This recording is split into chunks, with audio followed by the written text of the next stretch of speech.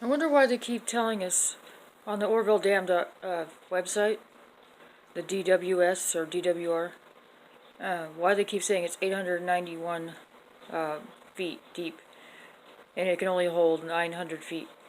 I wonder why they keep saying that it's not rising when we know the snow is melting and that there's more storms coming to hit the upper elevations, and that runoff is going to be happening, because if it's a warm storm, it's going to melt even faster. And they said there's still 60% of our snow melt left to go. So I don't get it. I think it's already cresting.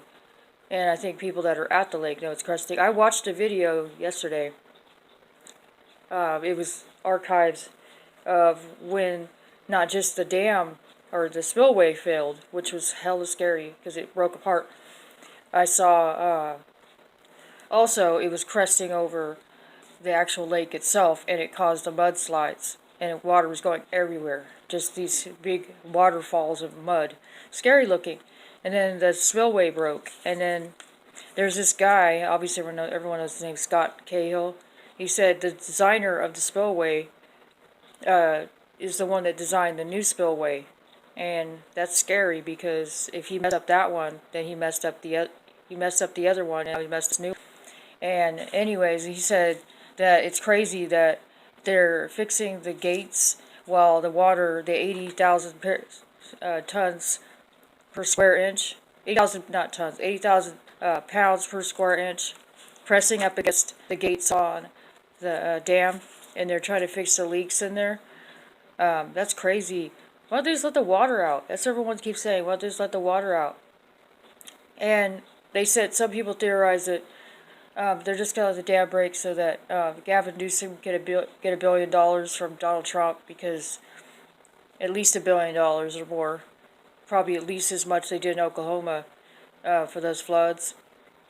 And then he's not going to use it on the dam. He's going to use it on the sanctuary cities, because they're going to try to maintain their majority in the state of the blue Democrats and swamp out the rest of the Republicans. They will swamp out the rest of the Republicans, because what's left of the Republicans will leave the state, because they won't feel welcome here anymore, because they're going to be hella weirdos and stuff here. I mean, they're already teaching gay sex and all that to 10-year-olds in school here, and it's probably going to be all over the country unless people rise up and try to stop it. But this dam is just one of the beginning cornerstones of them taking over our country, because they're going to destabilize our infrastructure, and they don't really care. I don't hear Nancy Pelosi or any of the Democrats in the state talking about the seriousness of this dam and how it could affect a lot of people in the state. Even people in Southern California are going to feel the effects.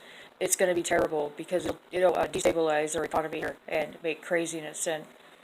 And I don't know what's going to happen. I don't know if Donald Trump's going to be able to tape it back together.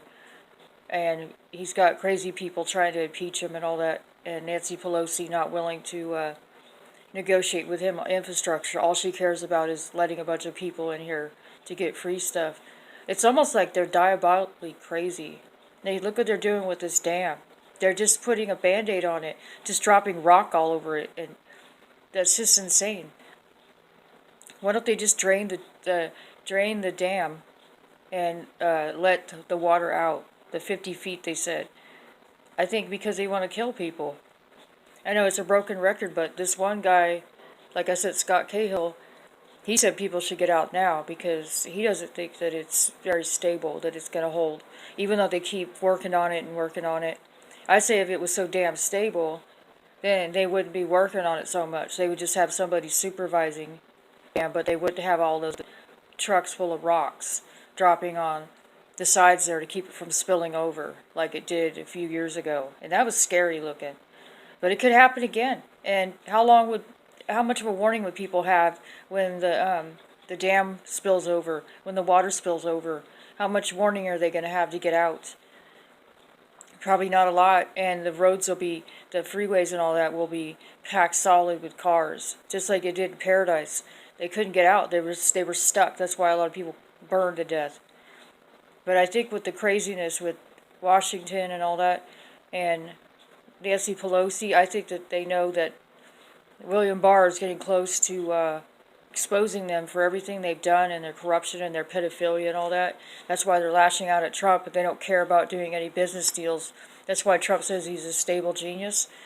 They don't care about business transactions. All they care about is the social issues and try to push their agenda on everybody. They just want Trump to bow down and allow them to take over because the Republicans don't want to be called racist. Well, it's that, you know what, we need to stop being intimidated and we need to start fighting back.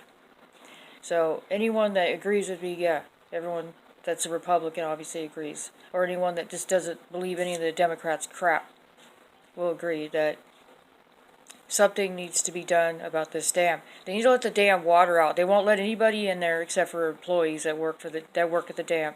And I think the employees know the truth. And I think they've been given a warning plan.